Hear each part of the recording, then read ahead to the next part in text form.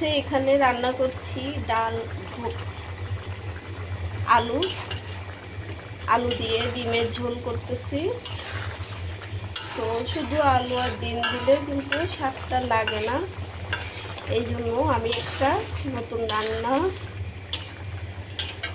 নিয়ম করছি যে যখনই ডিম দিয়ে আলু দিয়ে রান্না করব তখন এই যে এখানে আমি ছুরি শুটকি, পেঁয়াজ, রসুন, কাঁচামরিচ এগুলো ভেজে রাখছি আগেই তেলে।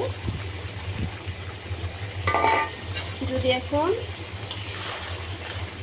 এই ডিমের মধ্যে শুটকিগুলো দিই, আলু ডিম দিয়ে রান্না করার সময় যদি এই শুটকিগুলো দিই তাহলে ঘ্রাণটা অনেক সুন্দর আর অনেক স্বাদ লাগবে।